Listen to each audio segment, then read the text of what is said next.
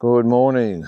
Welcome to Walking Boxing. It is Thursday, April the 3rd, 2025. And on this day, there's a couple of things. I better pull out my phone, I suppose, because I had it written down there.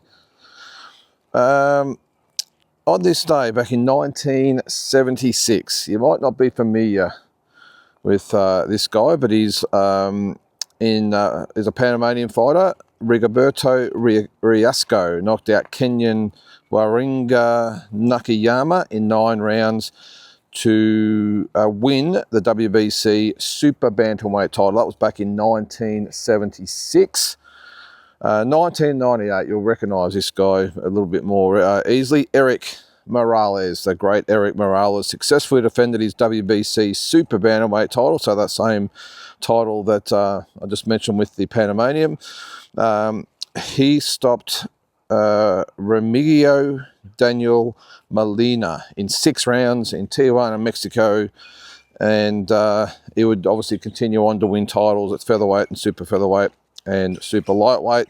And then the other one, not Roy Jones Jr., Bernard Hopkins actually beat Roy Jones Jr. in the rematch back in 2010 on this day. And yes, it was a rematch. Sorry, I was just looking at something else there. It was a rematch of their fight in 1993. And can you believe that they fought for the IBF, was it middleweight title or superweight? I think it was middleweight. Was it middleweight or junior middleweight? No, it would have had to have been middleweight, surely. IBF middleweight title, vacant title. It was on the undercard of Riddick Bowe and Jesse Ferguson. So not really a fight for the ages, that one with Riddick Bowe and Jesse Ferguson. I think Riddick Bowe was on the way up. I'm not sure it was actually for the world title. I won't look at it now, but yeah, Bernard Hopkins, Roy Jones Jr. on the undercard. I remember watching this fight, and it was, as I said, 1993.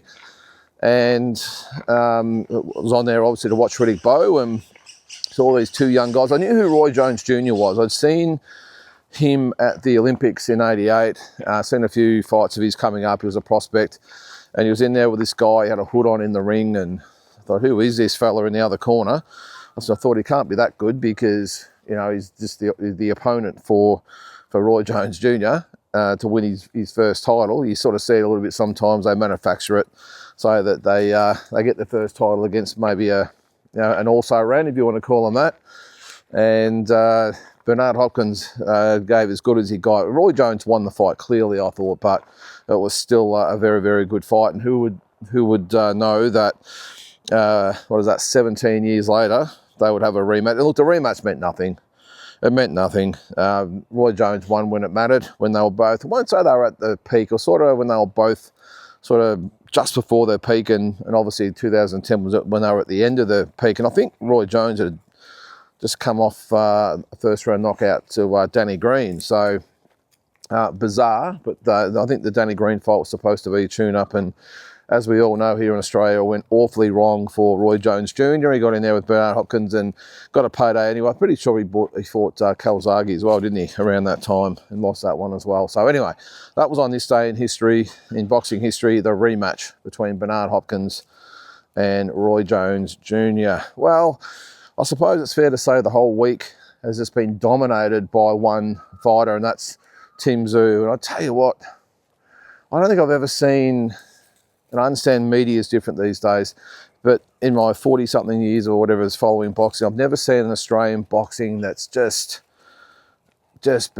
dominated the Australian media like Tim Tszyu. And this week, I mean, I understand there's the agreement with all the major newspapers around the country, but every day there's been articles about, you know, obviously there's the judges, and then there's his views on different things, and the Jeff Fenech spat, and the Eddie Hearn thing. Now, Tim's given his comments on all of those. Geez, where are you taking me there?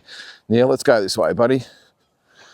But even last night, we did the Fight Week show, and it was a really good show, and it turned into what was going to be, well, it got off to a bit rocky, by the way, because the first 10 or 12 minutes, the sound was all over the place because of a technical glitch. So if you do watch it, just get past the first 10 or 12 minutes, and then it's all good after that. But just to talk to Jay McAllister and old mate Big J on there, and to get sort of different views of Tim. He's just a pulverising guy, and you know, as I said, he's been built up so much by the media and fans, and then you get the opposite side of the spectrum who say he hasn't achieved what as much as people think he has, and he wouldn't beat this fighter and that fighter, and that was what was really good last night, to actually have Big J and Jay on, because they both had opposing views, and I'm sort of caught in the middle, and it was just really good to have two people on there that knew their stuff, who went back and forth, to the point where I said we should actually have a show where we'll just call it the debate or whatever it is, and we have a topic and get two people with opposing views get on there and go back and forth, and you know, we obviously get the viewers' interaction as well. And last night was really good. Now, when I say good, I mean we had about sort of 70, 80 people watching all the time, and which was fantastic. You know, it's actually more than I usually get for the talking boxing shows. At the one time, we got a fair few views, but at the one time viewing in, and to have sort of 70, 80 people in there all sort of talking amongst themselves about Tim. And again, just looking at the comments, and again, it's amazing. This is what I said last night to the guys. It's amazing that 12 months ago, the way, or just over 12 months ago, the way I think we were all talking about Tim and what he was and what he could be, and a year later, here we are, you know, debating pretty strongly about his credentials. And now all that will obviously end on well, what will it end? I was just going to say it could end on Sunday if he gets a good win over Joey Spencer, but I've got a feeling that he's going to have to do a little bit more. But you know, this week, and I'm not sure whether the journalists out there are just rehashing a lot of different things, but I looked in the paper this morning and there was a rehash about Tim Tszyu responds to fierce backlash from Jeff Fennick. Now, I'm pretty sure that was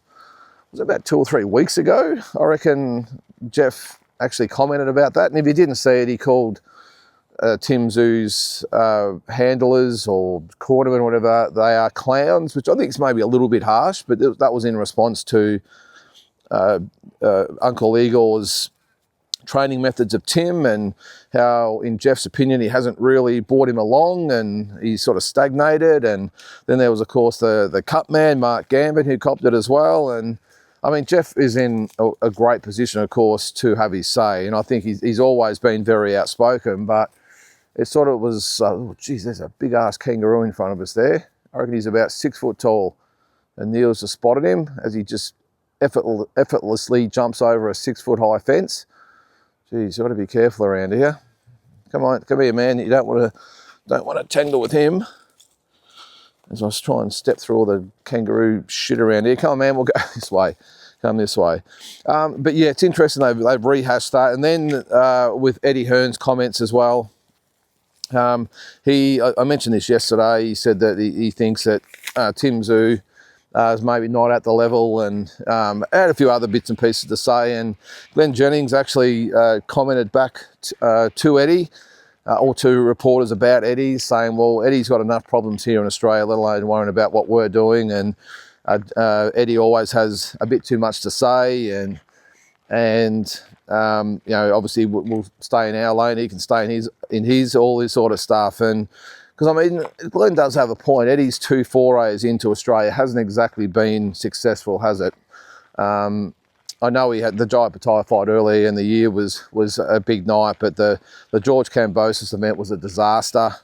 The Brock Jarvis Lee and Paro show, from all accounts, was a disaster a few years ago. So Glenn's probably within his rights to say to Eddie, well, you know, we're doing good things here in Australia. You just worry about getting your foothold. Getting a foothold here in Australia. So then, of course, this week we've had the judges and the journalists have continued to go Tim about his thoughts. And I think Tim's just like, hey, just whatever. I don't even know what's going on about it. We're just going to get in there and fight. And they've really tried to play it up from Joey Spencer's angle. And Joey Spencer's actually said, well, it's never really been that much of a drama. My team thought it was a drama. We just simply want to everyone to abide by the contracts. Now, that was the interesting thing too, by the way, with the contracts. Apparently, it was never in the contracts. Now, Team Spencer said that it was.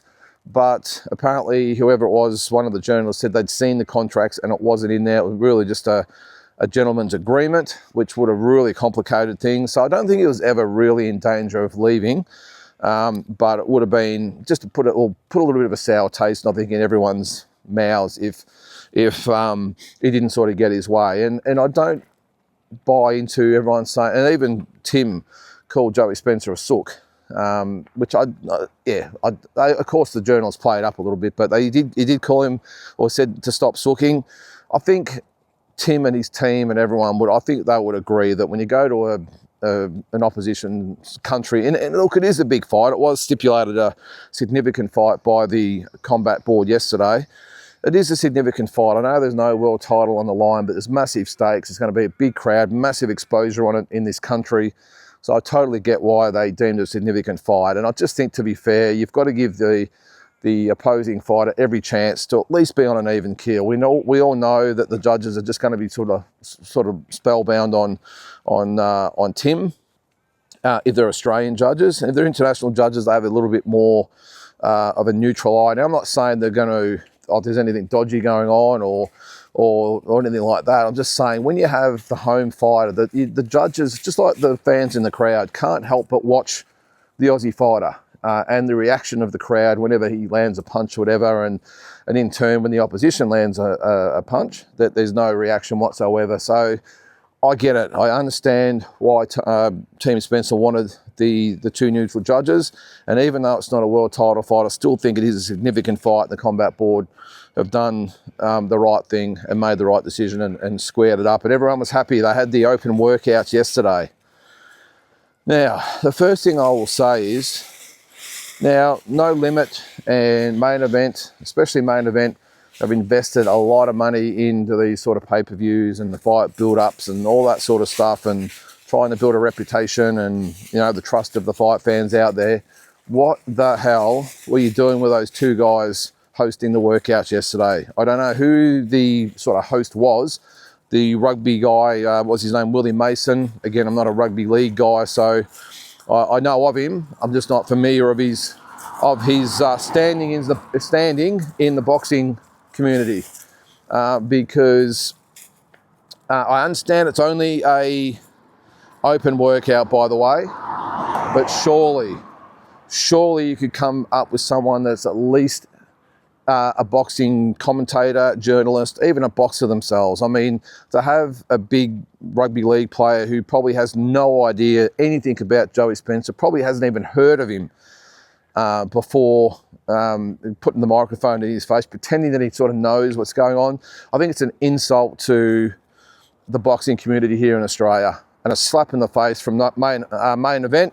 Not so sure No Limit maybe had a say in it. Maybe they did, but if they did, just get someone. Geez, I'm sure there would have been someone in the crowd even that could have just put the microphone in front of the face. And not just that, I know it's only a small thing, but even Willie Mason, there was the few sort of swear words, and not bad. I think he said shit a few times, but this is not the stuff you want on a professional boxing coverage, whether it's the open workouts or the fight itself. You don't have a guy in there who's just pretty much looks like some big larrikin. And the guy who was actually hosting it, I've got no idea who he is, but geez, No Limit / Main Event. Surely you can do better. We've got some very, very good boxing people in this country, whether it's boxers themselves or journalists or whatever it might be, that know their stuff. And surely they could have got someone to host that. I mean, I actually had to turn it off about how cringeworthy it was. It was ridiculous. And that just shows, I suppose, the way they view their viewership. They all obviously think they're just a bunch of bloody rednecks or bogans or whatever you might want to, well, whatever the term is. That's just the impression it gave to me, that they view the people that watch boxing as rednecks and bogans. To put those two guys out there and not obviously take us too serious. Now we're paying $70 for this fight. I'm actually paying a lot more because I've got it at the pub. I think we're entitled to have professionals behind the microphone, don't you? But anyway, all that aside, again, I know I've got my bloody old man hat on today. I'll get a little bit excited and have a bit of a whinge, but just be professional, guys. It's all I'm asking. It's main event is probably the biggest station in sport. I mean, it puts all the pay-per-views on, and we've got some guy I've never seen or heard of ever with no knowledge of boxing at all. He just kept going on about, oh, geez, mate, yeah, the vibes there, and geez, he means business. Come on. And Willie Mason saying, yeah, you know, the usual way the footy players carry on. Yeah, he doesn't take no shit. Yeah. I think we can do better. But the open workouts themselves, as always, none of the fighters really did anything. They just sort of had a bit of a punch around the, on the pads in the ring, a little bit of shadow boxing. Joey Spencer especially didn't do too much. He just did a little bit of shadow boxing. Tim did a little bit of pads. It was interesting that Jackson Murray turned up trying to goad Brendan Grush and Taliva. That was actually entertaining, I will say. That was entertaining between those two. But apart from that, it's just a stock standard thing. I know it's only done for the fans, just to have a bit of a look at the fighters. They call it an open workout. It's really just presenting the fighters, really, isn't it? And getting them up there to have a little bit of a move around. But it's good. The fans love it, and it's an integral part of all the big fights all over the world, isn't it? So, and we're what are we? 3 days away now. So, just on last night, I didn't actually sort of elaborate on that as well with Jay and old mate Big Jay. And I suppose when I was talking about how Tim Tszyu polarises a lot of people in this country and that I've never seen before. But it was interesting to see both of them go at it as far as where Tim stands. Big Jay was adamant that Tim is nowhere near as good as what people have said. He hasn't got a resume to stack up. He can't believe all the well, we won't call it hype, but the praise that Tim Tszyu gets. And then you had Jay on the other hand, who very, very well, or very, very professionally reeled off all the counter arguments to Big Jay, how, you know, he beat Tony Harrison, who'd beaten Charlo, he beat Mendoza, who'd knocked out Fundora, headline T-Mobile Arena, all this sort of stuff, and made a lot of sense and was actually really good. We just did our usual, you know, predictions and discussions and all that sort of stuff, but it was really good to actually have those two with those opposing views really go at it, and obviously get the punters in the comment section involved as well. So yeah, it's interesting, you know, until Sunday, I suppose, the jury is out. But my opinion was, until he gets past Spencer on Sunday, and until he gets past Keith Thurman, I just don't think and won't take him seriously as far as being where he was. And that was the other argument. Where was he? The magpies turned up for the feed. Where was he? Was he at the top, or was he just mid-range? And what is he getting back to? Is he just getting back to that mid-range, or is he going to get back, or is it giving the the potential to get back to that elite level? And it's just really interesting to neither guy could sort of define exactly where he was or where he'll get back to. And that was my question. Is he getting back to being that A-grade fighter, or is he just getting back to being a mid-range fighter who just happened to have a world title? Just fascinating stuff. And the question also was from a viewer, where do you see Tim in 5 fights' time? And it's anyone's guess. I think I said he's got to obviously get past Spencer, then it's Thurman. Then I'll say he's sort of back to where he was. And again, wherever that was is people's interpretation. And then does he get Fundora? Does he get Ramos Jr.? Does he get Ortiz?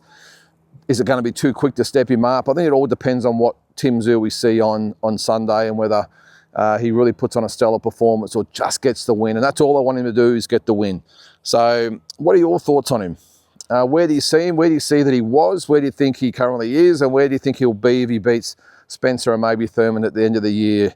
I'm sure we'll get a lot of different comments, because again, he just tends to bring out all different opinions from all different people, from all different types of the boxing universe. So give us your thoughts.